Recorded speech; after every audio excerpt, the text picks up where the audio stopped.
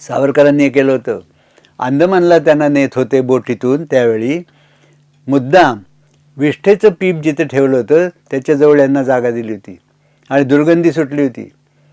यांनी आधी चौकशी केली कसली दुर्गंधी, ते कळलं त्यांना ह्याची आहे म्हणून.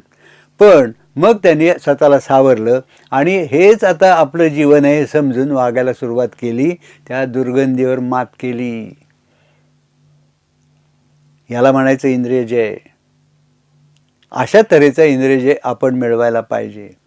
सावरकरांना एक कैदी म्हणत होता, मला सवय झाली याची, माझ्या जागेवर तुम्ही बसा आणि मी इथे बसतो. सावरकर म्हणले, आता मला हे 50 वर्षे सोसायचे, मला याची सवय केली पाहिजे. आणि सावरकरांनी ती करून घेतली. आता बोटीन जायला अंदमानला किती दिवस लागले असतील, 8-10 दिवस तर नक्की.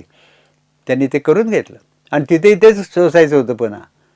हे सगळं याचा अर्थ सावरकरांनी